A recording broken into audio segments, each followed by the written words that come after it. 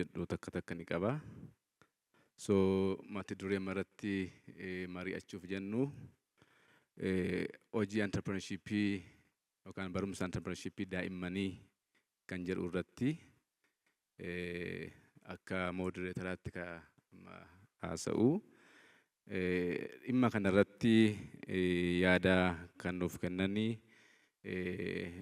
saba maatii as jiru kanaatii fi hubannaa ta'a jedhanii yaada akka nuuf gumaachanii maqaa isaanii of beeksisanii Dr. Birhaan Masqalii isaaniitti dabarsa.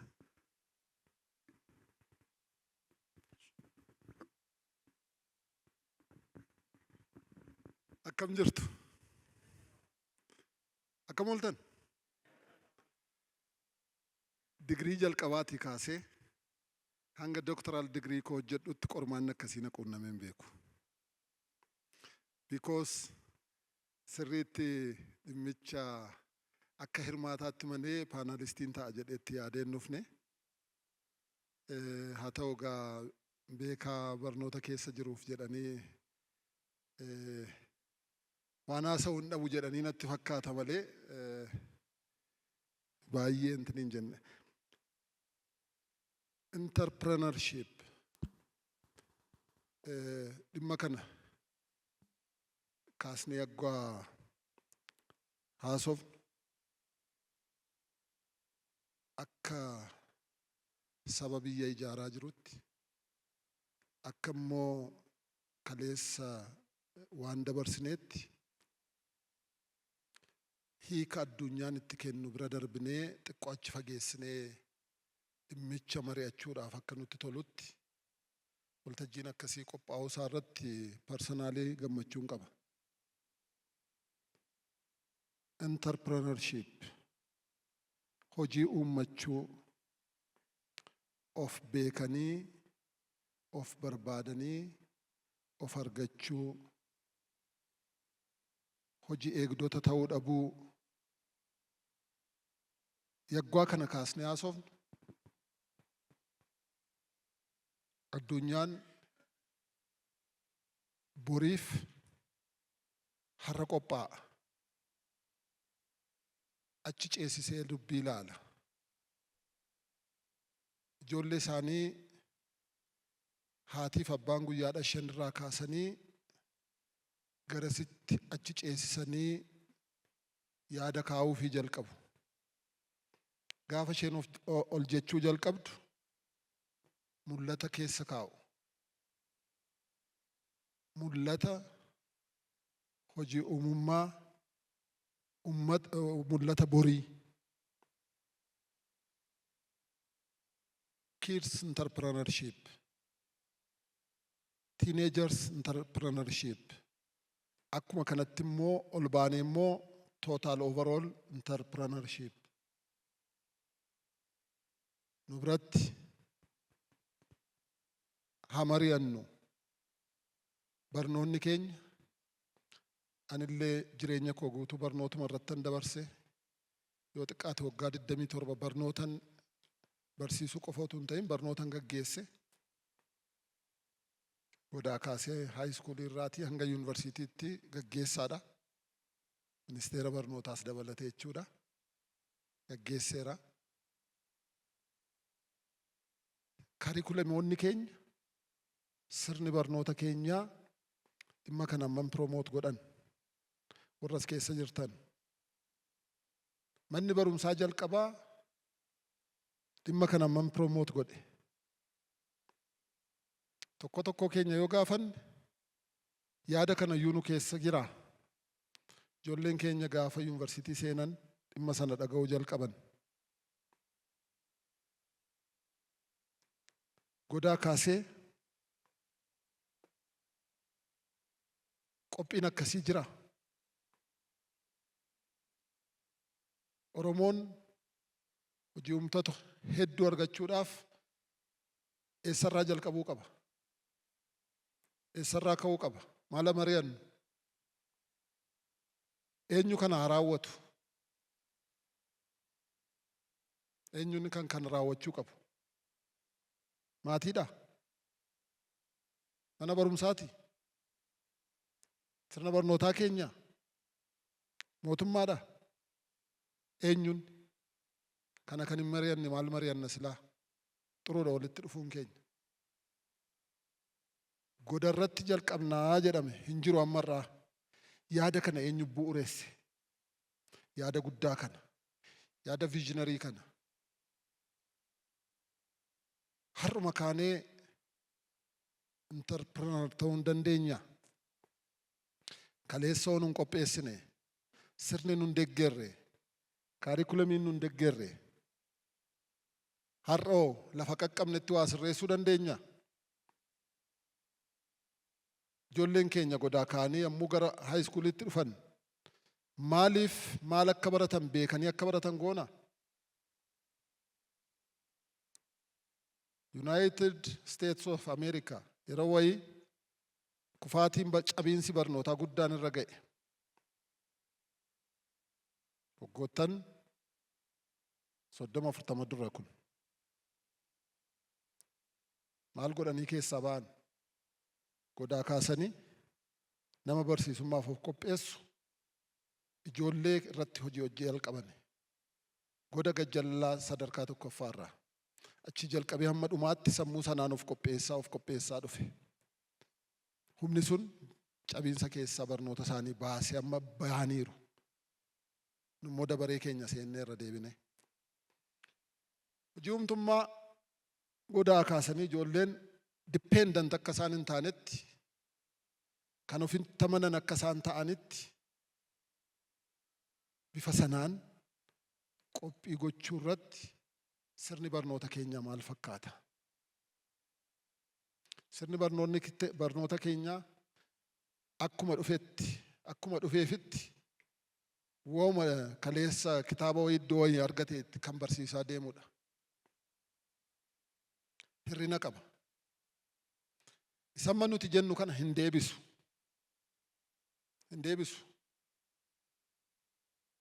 akka inni deebisuuf waltajjiin akkasii ija ministeera barnootaa ija biiroolee barnootaa waajjira biiroolee barnootaa bana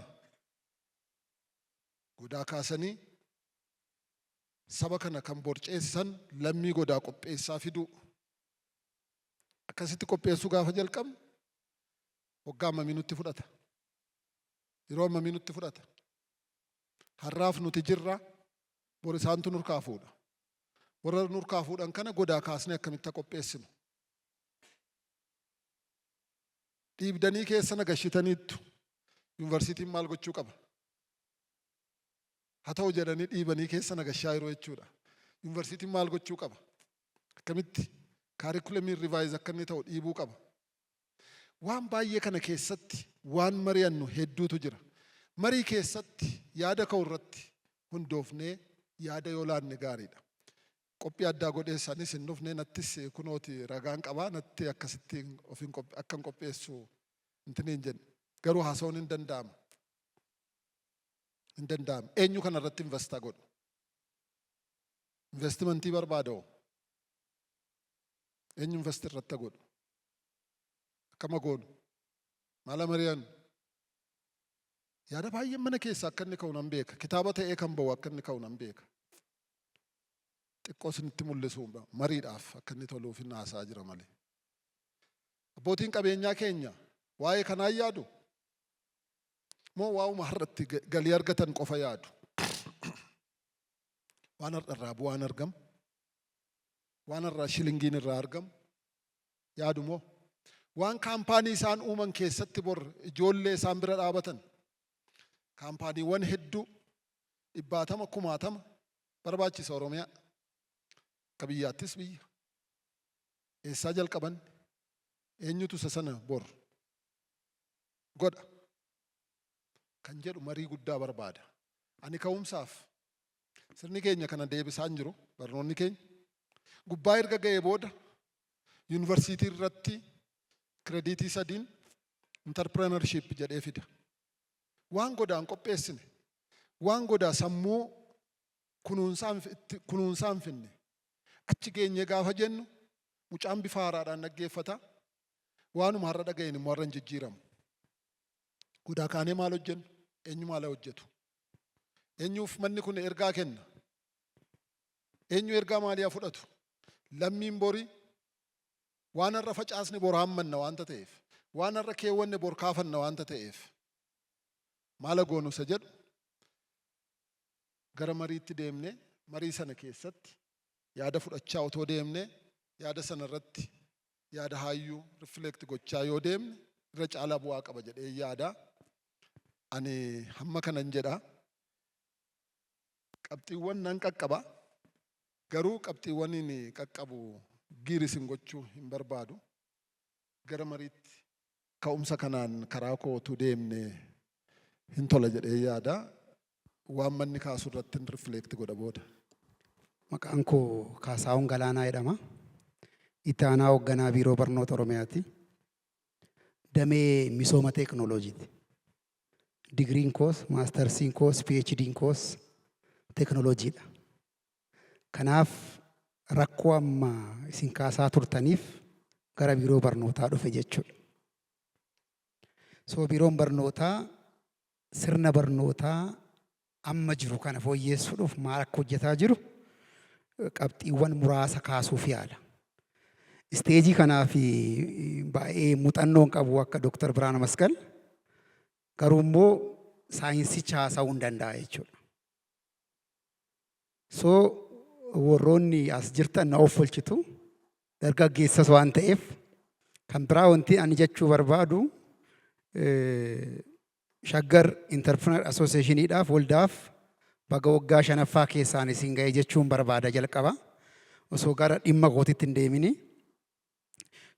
Achi keessatti kanaan dura Biiroon Barnoota Oromiyaa Shaggar Entrepreneur Associationii wajjin ta'eeti sirna barnootaa dhiyeessummaa kana hojjetee ture. Ammas itti hojjetamaa jira. Amma immoo akka haraatti kallattii mootummaa naannoo Oromiyaatiin kennamee fi sadarkaa biiroo barnootaatti hojii hojjetamaa jirtu jira. Innis maaliin infoormeeshiniidha.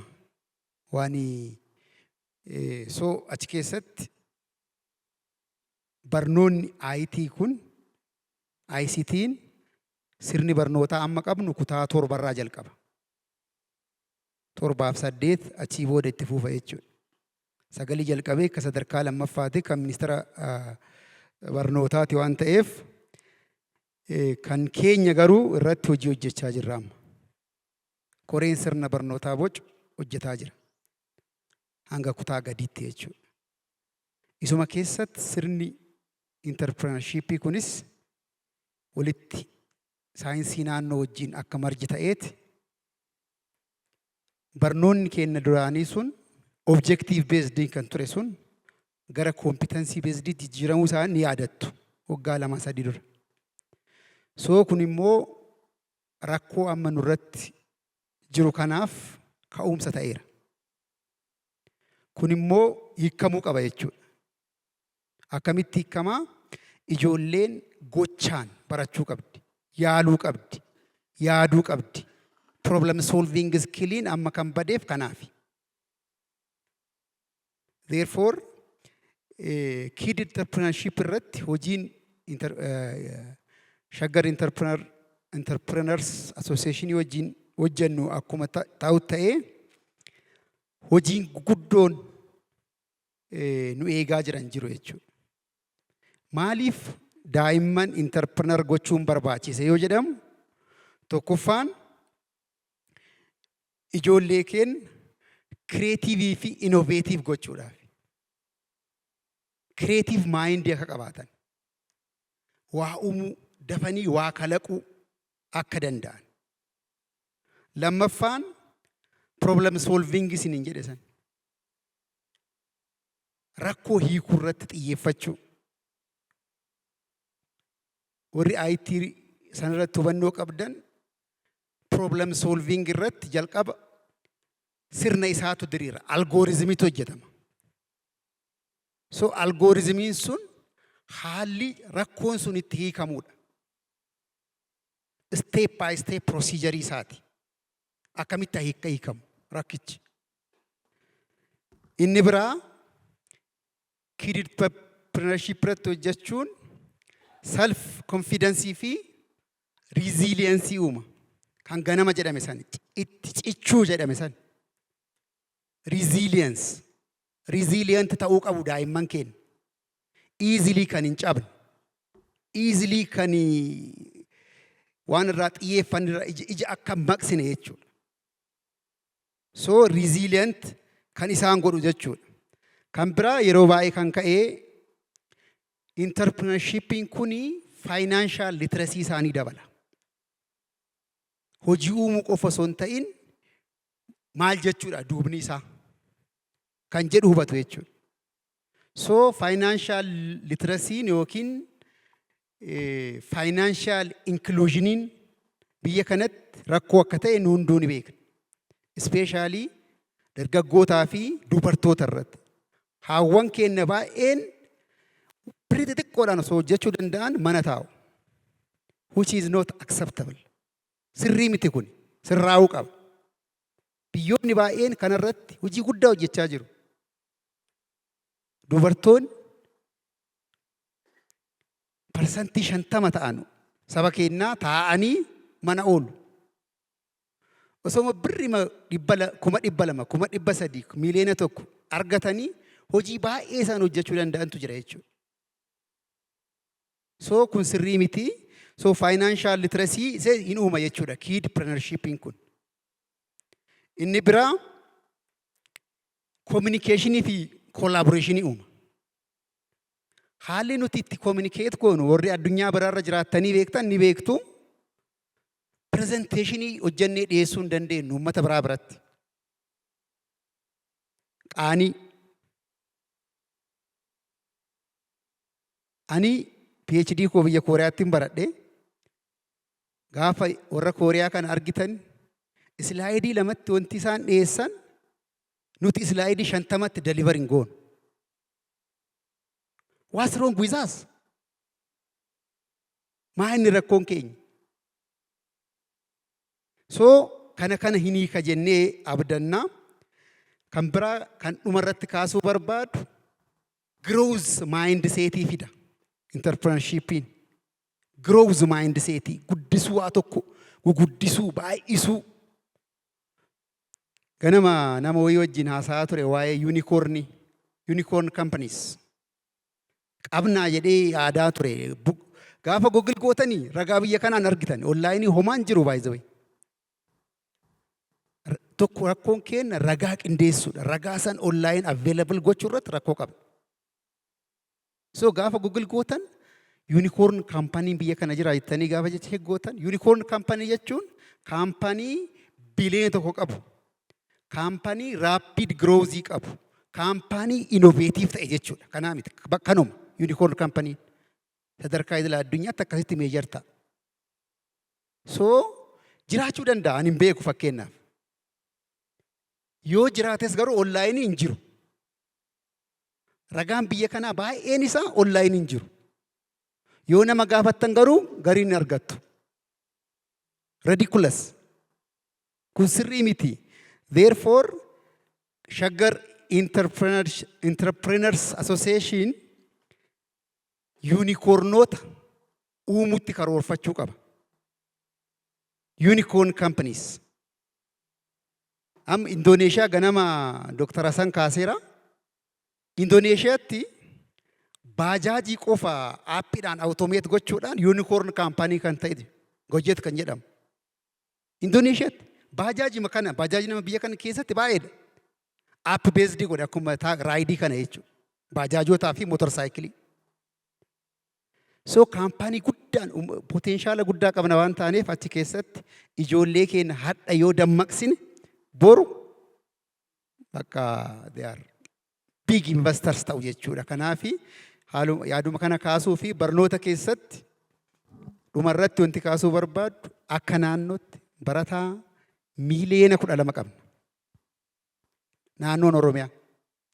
Barsiisaa 300,000 ol qabna. So landscape san jijjiiruudhaaf hojiin jalqabame jira garuu it's not easy. Because nu hunduu baadiyyaadhaa dhufne waan ta'aniif konteekstii manneen barnootaa keessa jiran waan beeknuuf jechuudha.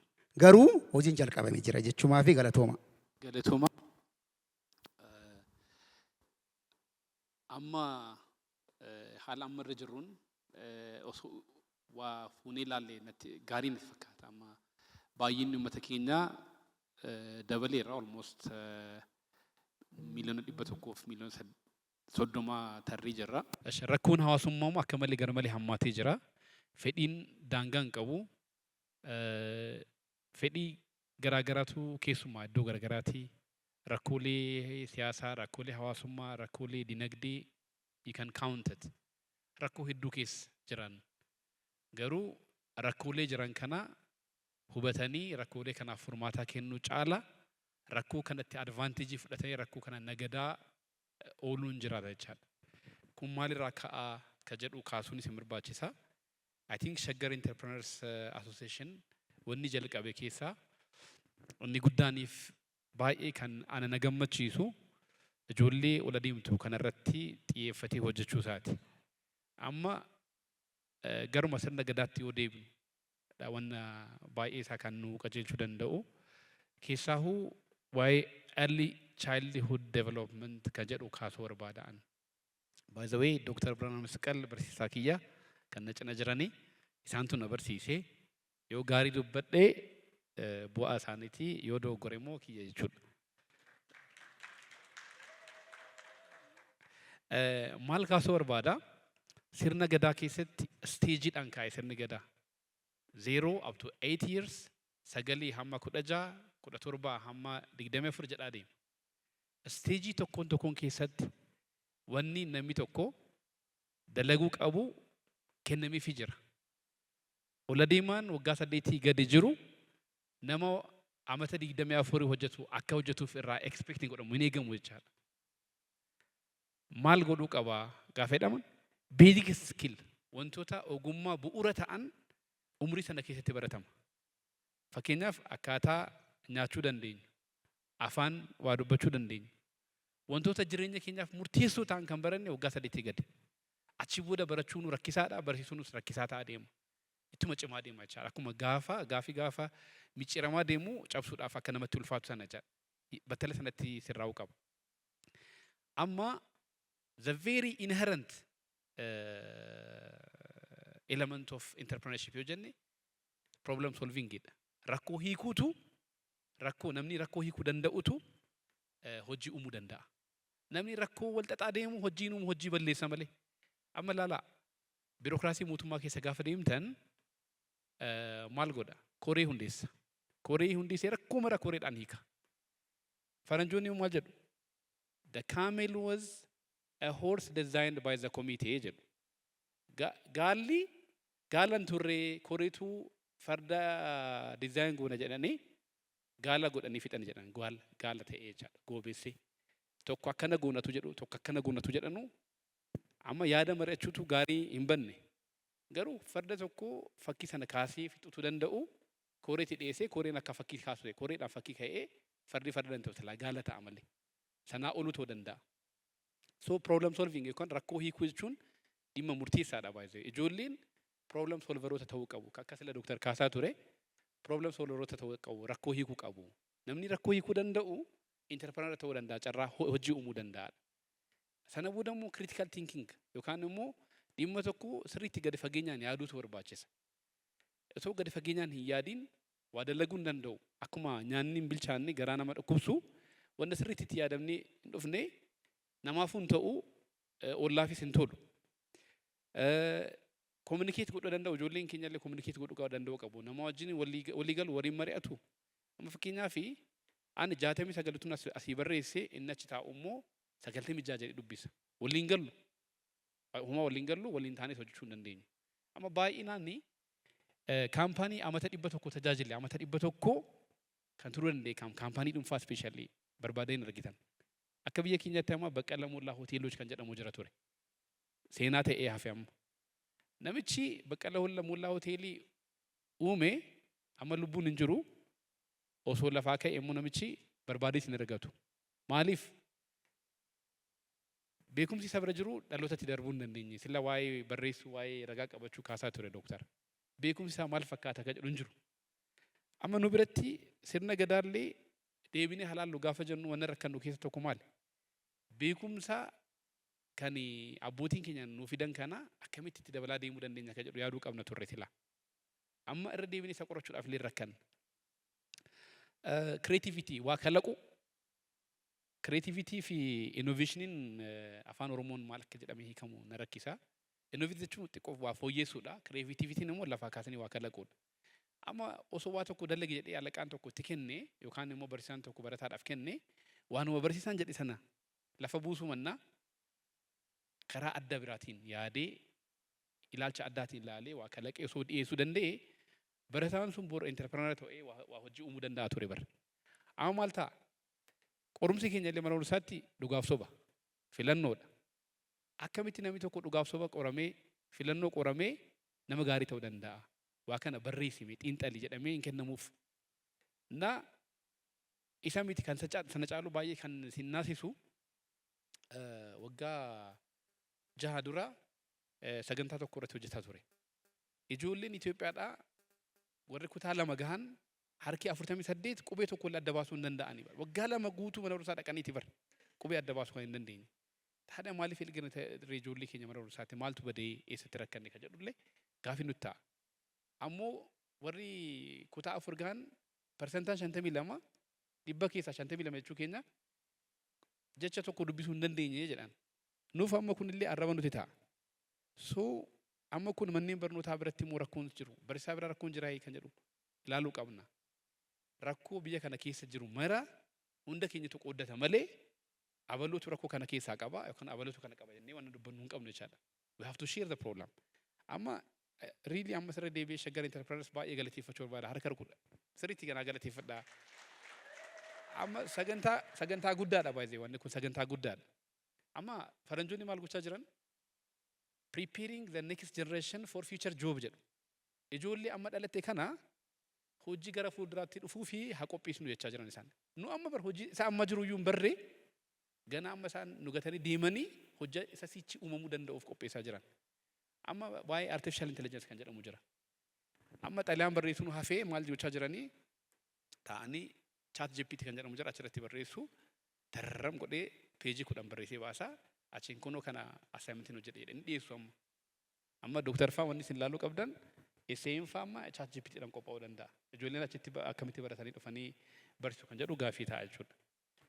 So amma rakkoo hamaa keessa galaa jirra. Ammuma teekinooloojii fooyya'aa dhufuun namni bar AI fayyadamee artificial intelligence kan jedhamu itti fayyadamee xalayaa barreessaa miti.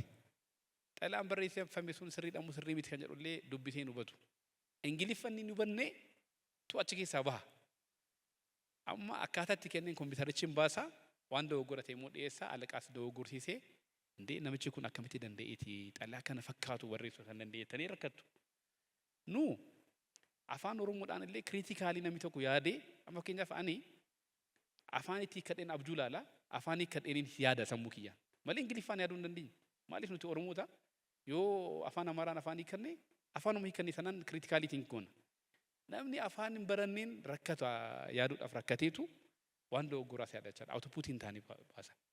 So curiosity jechuun naannoo isaanii akkaataa gaariitiin hubachuudha. Ijoollee waa ka'anii waa tuttuqan kasala nyaatan hodhaa fuudhanii afaanitti ka'an isaan bar እየተመራመሩ ነው ያሉት እኮ isaan ምርምር እያደረጉ ነው። akkasaan miidhamne eeggachuudha malee dhiisi jedhanii harka rukutanii creativity dandeettii waa hubachuudhaaf fedhii isaan qaban rabbi isaaniif kenne dorgaa jirra jechaadha. Curiosity isaanii achumatti du'ee jechuudha. Gaafa barumsaa dhaqan waan haaraa barachuudhaaf hin fedhan hin dhiisan achumatti. Sila sodaachisneen. Courage kan jedhamu jiramu. Couragein energiidha. Courage jechuun afaan Oromoodhaan cimina jechuudha. Jabina isaaniiti. Waa tokko cichoominaan jabinaan waa tokko furuuf osoo isaan deemaa jiranii isaan keessatti jalaa danqinee discourage goone akka hamilee isaaniitu kana. Amma keessatti du'e amma ijoollummaa isaaniitiin keessatti du'e. Gaafa barumsaa dhaqanii waa gaafataman konfidensiin yookaan ofitti amantummaan isaanii silaa du'eera hin fidan jechaadha. Achiin booddee immoo compassion kan jedhamu jiramu. Namaaf nahu, namaaf gadduu. Amma inni kun bu'uura waliin hojjechuu waliin jireenyaati. Biyya kana keessatti wanti baay'ee rakkisaa ta'e especially dhaabbileen garaagaraa kan irratti rakkatan group IGA yookaan immoo daqiiqaa lama naa kenna daqiiqaa tokko naa kenna. Income generating activity kan jedhamu jira. Yookaan immoo gochoota galii argamsiisuu danda'an irratti ijoolleen hirmaatanii jiruu isaanii geeddaratanii kan jedhamu pirogiraamiin tokko diizaayin baheetu bocameetu dhiyaata. Ara ana baloo hojii waliin galu waliin hojjechuu danda'u kan jedhu ka'a. Maaliif qara ijoollummaa isaatiin waa'ee compassion yookaan namaaf nahuu namaa waliin hojjechuu communicate godhuu sanatti dhabee jira waan ta'eef amma namaa wajjin walii galuu hin danda'u. Bar kan jedhame waliin ta'iitii wal ajjeesitu ta'in waliin ta'iitii walii galii hojjedhu jijjiiramedha. Pirogiraamiin baay'een kan income generating activity dhaan design godhame kufeera. Fakkeenyaaf amma imaaxaa kan jedhaman ni beektanii? Imaaxaan baay'een isaa rakkoo hamaa keessa jira. Sababiin isaa maali yoo jettan konseptii yookaan yaadrimee imaaxaa sun ta'in kan bade akkaataa itti dhufne sanatu rakkoo qaba. Kanaaf ijoolleen gaafa imaaxanaan dhufanii ijaaraman silaa tokko akkaataa bishaan daakuu danda'u beekaa qaba jechuudha ogummaa sana. Kaan immoo farda gulufsuu danda'a ta'a. Kaan waan biraa hojjechuu danda'a. Gaafa walitti fidan beekumsa guddaa ta'ee isaan jijjiiree biyyas jijjiiruu danda'a ture. Amma sun waan hin jirreef waan waliin galleef innis bishaan daakuu qofa irratti xiyyeeffadhaan barbaadu jedha farda keen barbaadu jedha. Garuu farda gaafa yaabuumuun kufa hin danda'u kaa. Silaa osoo hiriyaa sanaa wajjin waliin ta'ee hojjetee farda irraa seen kufuu bishaanis hin nyaatamu jechaadha. Gaafa walitti dhufee waliin dabruu danda'an. So compassion gaafa jennu waliif nahuu, waliin jiraachuu, waliin communicate godhuu yookaan walii galuun kun dhimma murteessaadha. Share kaampaaniin biyya kanatti walamantaa irratti baay'ee rakkata. Amma share kaampaaniin baay'een isaa successful kan ta'e yookaan immoo kan bu'a qabeessa ta'e baankiidha. Sun maaliif ta'e jettanii tokko qorattan baankii biyyoolessaatu kontirool godha waan ta'eef kontirooliin isaa baay'ee cimaa waan ta'eef baankiin kasaaruu hin danda'u. Yooma kasaare illee dogoggorata muraasatu jiraata. Share kaampaanii kan biraa garuu specially rakkoo aadeeffannaa yookaan guddisa kanaan dura ittiin dhufaa paatarnii dhufneetutu rakkoo qaba waan ta'eef gatii guddaatti kafalla. Kun hunduu akkamitti hiikamaa jennee soluushinii yookaan immoo furmaata osoo keenye tokkoffaa manni barnootaa murteessaadha. Instituushinii murteessaadha. Garuu ani immoo kan jedhu maatiidha. Maatiin ijoollee ofii itti gaafatamummaa guddaa fudhatee guddisuu qaba. Sanirratti immoo sagantaa televezyiinii agartan amma. Kan maatii kunuunsuu maatii irratti kan hojjetu sagantaa televezyiinii sagantaa reediyoo tokko illee agartan biyya kanatti.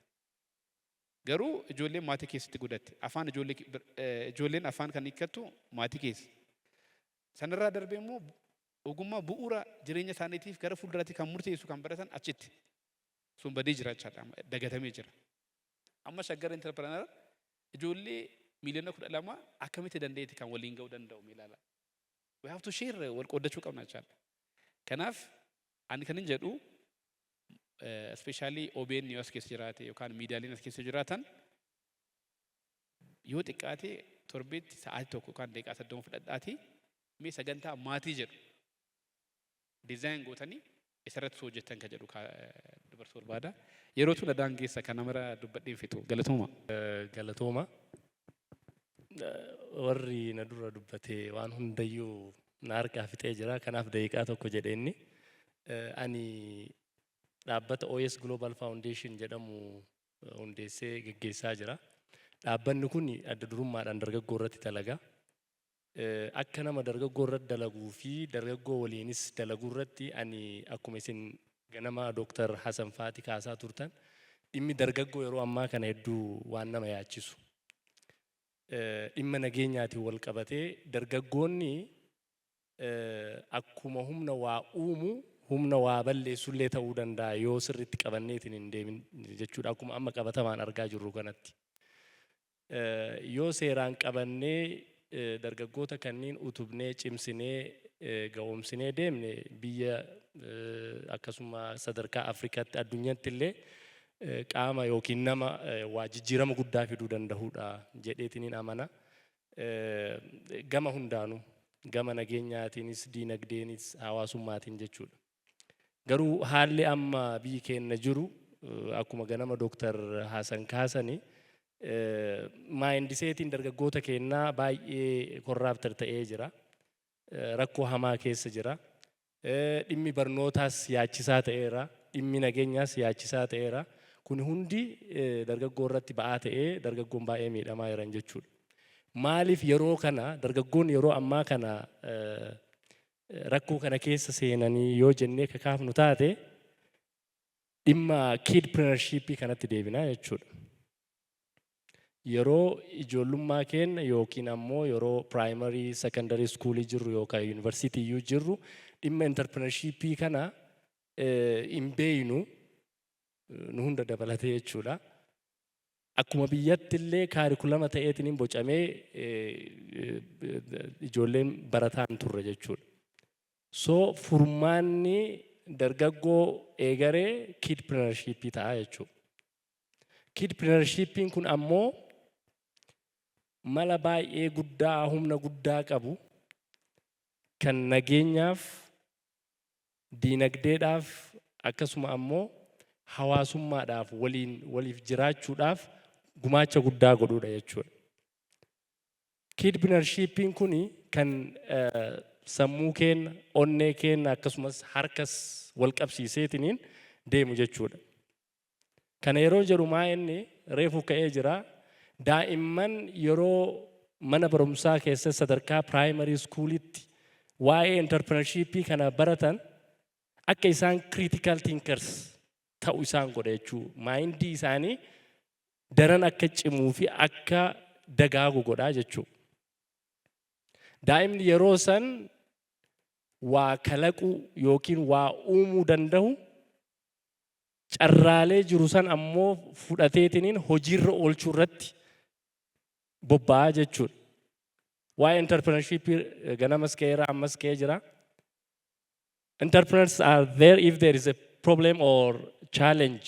Yoo rakkoon jiraate yookiin challenge yoo jiraate entrepreneurship yookiin entrepreneurs ka jennu sun dhufaa jechuudha. So daa'imman maal ta'aa deeman jechuudha? Creative problem solvers ta'aa dhufan jechuudha achumatti. Daa'imman creative thinkers ta'an, innovator ta'an amala akkamii qabaatanii amala namaa na'uu, amala fayyaalummaa yeroo ammaa kana dhimma siyaasa biyya keenyaa yoo kakaafnu taate wal sakaaluu, wal miidhuu waa hedduutu jira.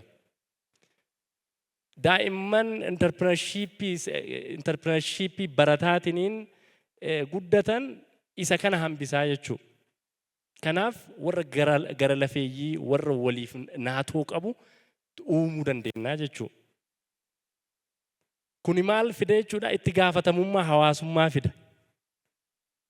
Dhimmi hawaasaa dhimma kiyya jedheetiin dhaloota quuqameetiin biyyaaf dhaabatu biyyallee miti dhimmi addunyaa global issuun na ilaallata jedheetiin dhaabatu uumnaa jechuudha. Kid entrepreneurshipii kana yoo kadeemnu taate jechuudha.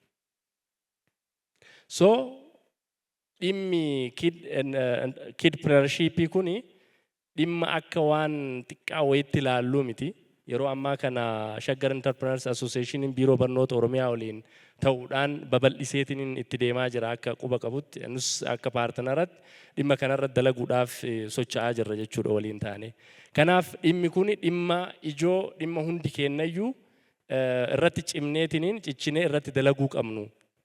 Even daa'imman ijoollummaadhaan mana barumsaa keessatti waa'ee entrepreneurshipii baratan maatii isaaniitiifuu bu'aa guddaa buusuu danda'an. Maatii isaaniitiyyuu barsiisuu danda'an. Akka ammaa kana akka hirkattummaan akka baay'atu hin ta'u jechuudha. Hirkattummaallee hir'isa. Independensii hir'isa jechuudha kidpreneurshipii kun. Kanaaf waliigala kidpreneurshipii nageenya irratti, diinagdee irratti, even qulqullina barnootaa irratti gumaacha guddaa qaba kidpreneurshipii. Akkamitti yoo naan jettan yeroo ammaa kana reefuu buleessi kiyya Naggaan illee kaaseera namni biraallee kaaseeraasi. Yeroo baay'ee wanni nu barannu tiyooriidha. Baay'inaan keessattuu manneen barnootaa gara baadiyyaa jiran tiyoorii baranna. Piraaktiisiin hin jiru baay'inaan. So kidpreneurshipii kun maal godha jechuudha? Gaappii tiyoorii fi piraaktiisii kana yoo danda'ame solve gochuu yookiin minimize gochuudhaan quality of education fiduu danda'a jechuudha. Kanaaf improved educational system qabaachuu dandeenya karaa kidpreneurship kanaan jechuudha. Kabira akkuma reefu kaase sustainable peace and security biyya kanatti fiduudhaaf daa'imman lafaa dhufan kun mindsetiin isaanii sirriitti bocamuu qaba, fooyya'uu qaba jechuudha. Yeroo baay'ee ijoolleen mana barumsaa keessaa bahanii daaggala galanii yookaan immoo dalagaa yoo dhaban achi deemanii kun hundi rakkoo creativity namni waa uumee waa kalaqee yoo hin jiraatin reefu ganama Dr. Hasan kaasanii jiranii namni dalagaa hin qabne nagaa maal qabaa waan jedhu kaasanii jiranii nagaa hin qabanii nagaa booressutti deeman jechuudha. So kidpreneurshipin akka waan salphaatti ilaalluu miti. Sustainable peace and security fiduudha irratti illee gumaacha guddaa qaba. Akkasuma immoo guddina diinagdee akkuma reefu kaase guddina diinagdee irratti entrepreneurshipin yookiin ammoo entrepreneuronni waa innovate gochuudhaan waa innovationin I think uumuudha. Waa uumuu akkasii miree creativity'n innovationin kalaqa creativity'n ammoo waa uumuudha jechuudha. So waan addaa warra uumattu jira, waanuma uumame san irratti ammoo waa dabalanii kan create godhantu jira waan ta'eefi daa'imman akkasiisan uumuun mana barumsaa keessatti uumuun guddina diinagdee biyya tokkootiif furmaata guddaadha, gumaacha guddaadha jechuu barbaadeeti. Daqiiqaa takkanaan jedhe lama fayyadameeti jira. An daqiiqaa finne. Thank you. Ayyee paanelistoota keenya hundumaaniyyuu hedduu galatoomatti hin jenna yaada jajjaboo hubannaa dabalataa kan nuuf kennan nuu kaasaniiru. Yaanni ka'e baay'ee bareedaadha, abdachiisaadha. Wantoota ijoo akka hin daganne barbaadeetani. Shaggar Entrepreneurs Associationiin egaa assignmentii akkasii ofitti fudhatee waan hojii guddaa hojjechaa jiru. Hundaa ol eenyunni kan lammii uumu, eenyunni kan lammii bocu. Baay'inaan gara biiroo barnootaatti amma kan quba qabne. Foormii qaama shani. Qaamni shanan wal dubbisaa hin deemu taanaan baay'ee rakkisaa ta'a. Tokkoffaan mootummaadha. Mootummaan biyya ijaara. Biyyi immoo namaan ijaarama. Namni immoo godaa jalqabeeti. Kanaaf dhimma kaarikulamii, dhimma maalii kan jenne sun seentiraalii kallattiis waan barbaaduuf, waliigaltees waan barbaaduuf sirriidha. Inni lammataa hawaasa. Hawaasa kanatu lammii ijaara. Hawaasni kun lammii akkamitti bocaa jira? Ijoollee keenya safara keessatti akkamitti bocaa jirra? Akka isaan entrepreneur ta'anitti, akka isaan boroof danda'anitti, akka isaan waa'ee borii yaadanitti kun itti yaadamuu qaba. Kan biroo maatiidha. Manni barumsaa jalqabaa maatiidha. Barataan koo eessa, mucaan koo eessa oola? Mul'ata maalii qaba? Mul'ata keessatti bocaa jirra. Mucaa kootu waa jette. Ani jette. Mul'ata abbaa kootiin galmaan ga'uu barbaada jette. Mul'anni abbaa isheetii waan galmaaf hin geenyeefitu jira ture ana. Ani ijoollummaa kootii kaasee xiyyaara balaliisuudha. Kaayyoo koo kan ture. Gara kan biraa rabbi na fuudhee deemee sana amma keessa jiru isbeest. Jennaan sana itti fiiziksii, maatimaatiksii kana dhiisaa. Mul'ata iddoon taaneen oolanii laayibirariitti fiigu mana barumsaatii ba'anii xuruudha. Hundumti keenya yoo akkas goone iddoo hundumarraa maatiin kochi yoo godhe ijoollee isaa ganamaa galgala akka isaan mul'ata of keessatti uuman akka isaan gara amma jennu kanatti dhufan yoo goone hin dhufu ijoolleen. Nuyi kan ijoollee cabsu first maatiidha. Halaafinnatii kan fudhachuu qabu. Second hawaasa. Ani magaalaa xiqqoo Najjoo keessaan bayan. Ummata jaarsoliif haadholii Najjootu doktara na godhe. Barsiisaatu na godhe miti anaan. Pirezidaantii kan na godhe ummata jaarsolii sanadha. Maa jechuudha? Ganamaa galgala na dheekkamu, na kunuunsu, daandii irraan bahinnaan jedhu, akka abbaa koo akka haadha koottan sodaadhaa, nan kabajaa. Inni sun har'aan na ga'e. Hawaasni murteessaadha. Kan biroo mana barumsaati. Gaggeessaan mana barumsaa, manni barumsaa ijoollee sana bu'uura iddootti mul'ata qabatanii ba'anidha. Inni kaan barsiisaadha. Barsiisaan lammiidhaaf kan ifudha. Shaamaa isa jedhanidha. Kanaafuu bifa sanaan ilaalla. Dhimma barnootaa immoo kireetiivitii Ijoolleen seenaa akka obboleessi koo jedhe harka isaanii irratti beekumsa baatu. Beekumsa sana akkamittiin baasanii gara amma jennu kanatti fidatudha dubbiin. Harka isaanii irra duunis jireenyis jira. Badhaadhinnis iyyoominnis jira. Baduunis jiraachuunis as keessa jira. Waan hundumtu waan isin irraa barbaadamu hin jiru. Iyyummaa haati koo birrii qabdi, abbaan koo qabeenya qaba. Aayisara hin hojjetu. Mul'atatu birriitti nama baasa. Birriitu mul'atatti nama baasa miti. Mul'ata sana keessa kaa'uudha ijoollee keessa. Hin dandeessaa jechuudha. Manneen barnootaa immoo tiyoorii baay'isooyi. Ijoolleen waan dhageessuuf waan argitu yoo lamaan walitti fiddu parsantii 80 baratti. Parsantii 80 seef godhatti. Waan oduu qofarraa barsiisaan deebaa barsiisaan deebaa parsantii 10 waan urgeeffatan waan dhagaan qofarraati parsantii 10 seef godhan. Maaliif ijoolleen kufan maatriikii parsantii 3 kufee akkana ta'ee maal ta'ee jenna?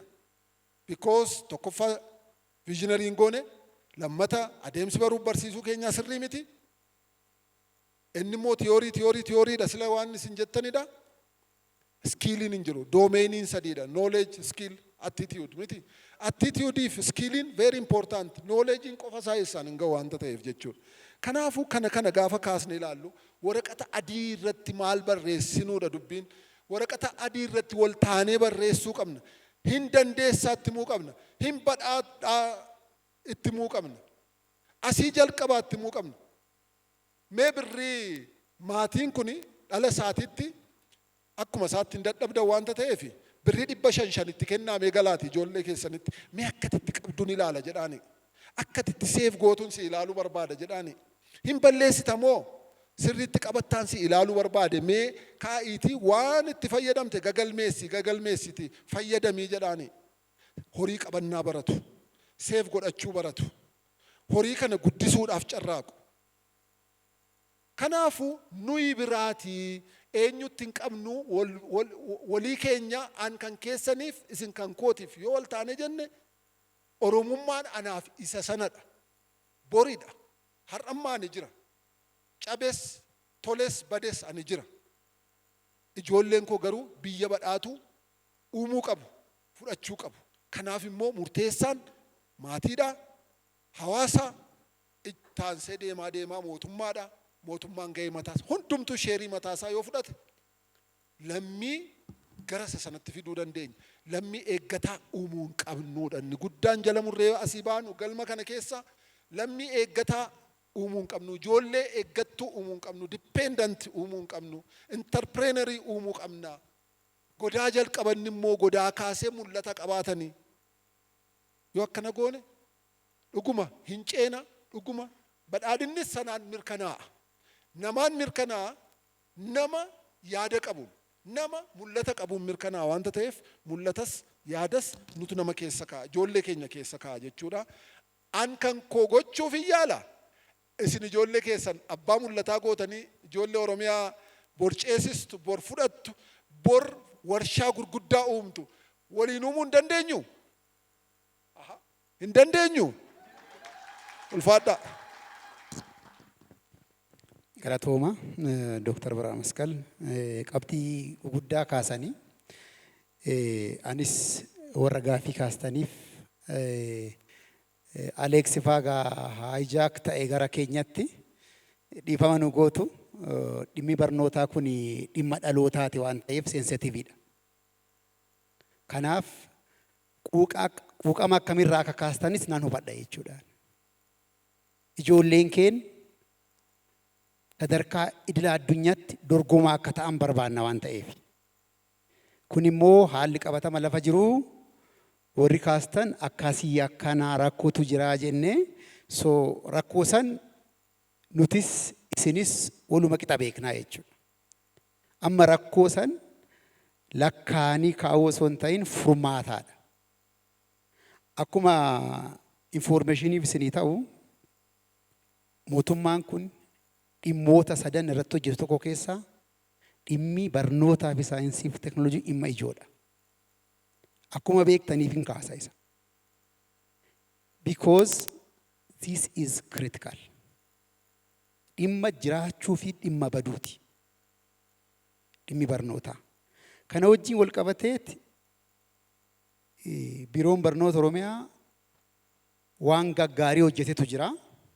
Waan hanqatu immoo wanti amma isin kaaftanis jira jechuudha. Wanti hanqatu tokko tokko jira. Fakkeenyaaf dhimma afur irratti hojjeta. Mootummaan tokko qaqqabummaa access, equity, sadaffaan quality, arfaffaan internal efficiency. Walgitiinsa, qaqqabummaa, qulqullina, ga'umsa keessooti. Dhimmoonni kun arfanuu at the same time yoo hojjetamuu baatan rakkoo uumaa jechuudha. Kanaan dura akkuma yaadattan barnoota bal'isuudhaaf wanti hojjetame sun uummata keenya ganda gandatti ga'uun danda'ameera. Rakkoon garuu qulqullinaan immoo dhufeera jechuudha. Kun warra peedaagojii barattaniif ifadha. Paradoksii qaba. So achi keessatti amma nuti akka Oromiyaatti manneen barnootaa 34,000 ol qabna. Daree miti manneen barnootaa instituushinii hanganaa qabna. Achi keessaa % 85 istaandaardii gadiidha. Kan obboleessi kiyya kaafte jechuudha. Parsantii 85 istaandaardii gadiidha. Manneen barnootaa sadarkaa tokkoffaa as keessaa jechuudha. Fi bu'uura boruu naannoo 33 jechuudha as keessaa. Sadarkaan lammaffaa 1,000 mana qofadha. 400 naannoo sana. So manneen barnootaa kunniin hirmaannaa hawaasaa fi ummataatiin hojjetama. So kanaaf Dr. Birhaanuu Masqal kanaaf kaase jechuudha. Kan fooyyeessuu dandeenyu wajjinii jechumaafi. This standard unacceptable of course. Garuu sirreessuu qabna. Wajjumaan sirreessinaa haaluma jedhu kaasuu barbaadeeti. Kan biraa specific waan ta'e sanii barsiisota irrattis barsiisa irratti rakkoo gara 3 qabna. Tokkoffaa hanqina qabna. Lammaffaa rakkoo naamusaa qabna. Sadaffaa rakkoo dandeettii gahumsaa qabna. Gahumsis rakkoodha. Naamusnis darbee rakkoodha. Isarra darbeellee hanqinnis immoo jira. Osoo specific keezii naannoo tokko dhageettanii barsiisaan kilaasii galee dhaabbatu bakka rakkoo ta'etu jira jechuudha. So as keessatti rakkoo kana keessatti kana furuudhaaf hojiin gurguddaa hojjetamaa jira. Kanaafin jalqaba waa'ee sirna barnootaa hojjechaa jirru xiqquma tuttuqee maaliif tuttuqee waa hojjechaa jirra akka beektaniif qofan kaase. Maaliifi sirni barnootaa flow fi qaba. Yoom bilchaannes rakkoo fida waan ta'eefi hojjetamaa jira. Yoom ta'a buleessi kiyya social science jedhe sun social science saayinsii naannoon jedhee natural scienceedha. Saayinsii naannooti. So akkasitti fudhatamee kutaa gadittiidha. Kutaa olaanutti immoo addatti waa'ee ministeera barnootaa wajjin diskas ta'uudha ganaadha waan ta'eef haalli wal itti marji ta'ullee discussion level irra jira ganaa.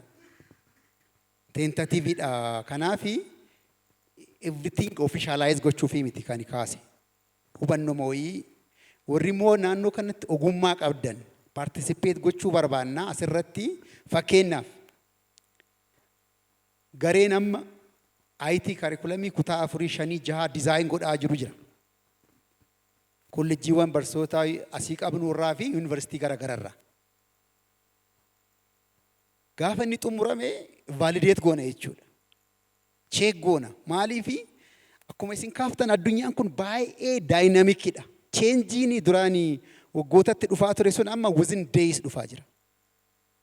Days. So kana hubatanii xiinxalanii sirna barnootaa akkamii yoo hojjanne ijoollee keenya ijoollee ijaaramte nu baasuu danda'a jenneet hojjechuu qabna waan ta'eefi kanarratti xiqqoo yeroo fudhataa innis yeroo fudhachuufi miti steepii qaba. At the same time immoo osoo kanatti dabaltan kan jedhu jira. Kanaaf we need to be careful. Artificial intelligence hubannoo namtolcheen kuni addunyaa kanaam sheek gochaa jira. Quantum, AI, eeriyaan kunniini nama dandeettii qabu osoo amma argitanii biyyoonni gara 18 lammummaa kennu, overnight lammummaa sii kennu. Maaliif kennu? They know what they need. Kanaafi gaafa kaafnu osoo baalaansi goone barsiisaan keenya maal fakkaata? Akkamitti jiraata? Kan dhiisee dhufe jedhe sunis rakkoon garaagaraa jiraachuu danda'a. At the same time immoo opportunity seeking ni sin jira. Waan wayyaa namni jibbu hin jiru jechuudha. So karaa garaagaraatiin osoo ilaallee maxxansa kitaabaa wajjin afaan wajjin ol qabatee ani akkuma isiniin jedhee digriin kiyya IT dha, maastarsiin kiyya information science dha, PhD'n kiyya innovation dha. So afaan irratti ogeessa cimaa miti ani.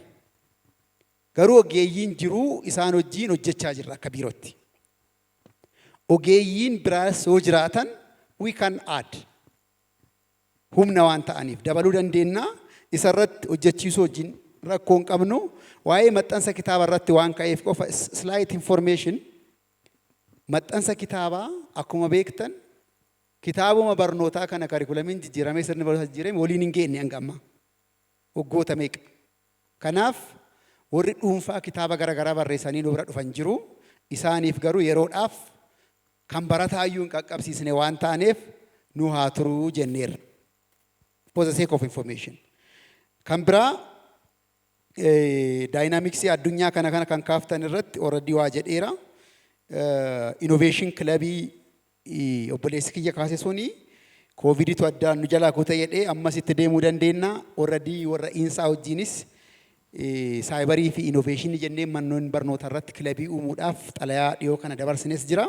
Isinis fedhii akkanaa yoo qabaattan ijoollee jajjabeessuu wajjin kilaboota san sochoosuu wajjin achirratti hojjechuu dandeettu.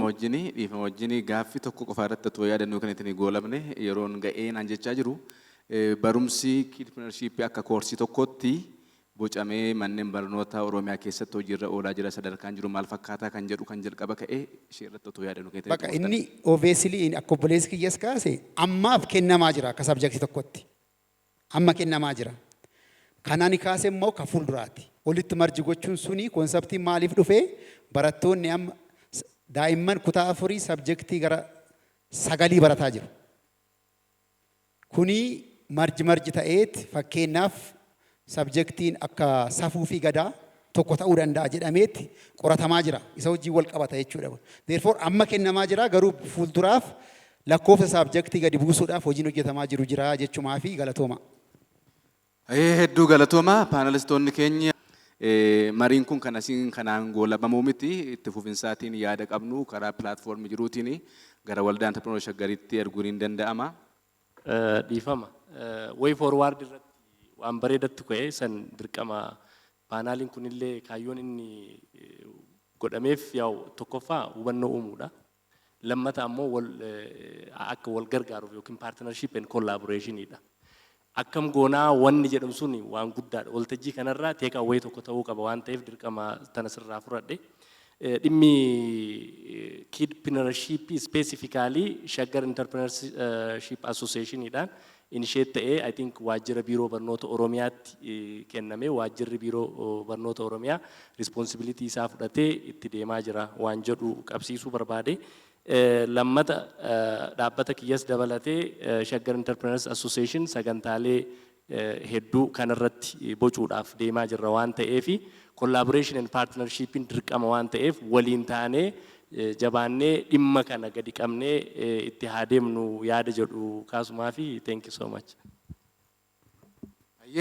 Baay'ee gaarii galatooma yaada gaarii kaastanii garuu hundumaan fudhattanii isaanillee Dr. Faalle kaasaniiru partnershipiin dirqamaa qaama hundaatti dhimmi kun kan laallatu kan waldaan hojiiromtoota Shaggar yookaan kan biiroo barnoota Oromiyaa qofaa miti hundumtuu hojii kana keessatti gahee akka qabnu landscape entrepreneurship biyya kana akka jijjiiramu akka fooyya'u gahee nurraa ba'uu hundumti keenyu akka baanu kan jedhu kan inni ka'e.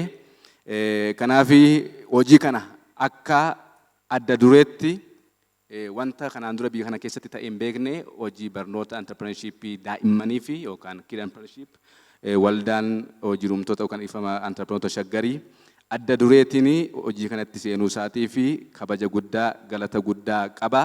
Mee waldaa kanaatiin galatoom ittiin jennu laata? Kan jecha marii keenya kan kid entrepreneurship irratti qabnu kan biratti goolabne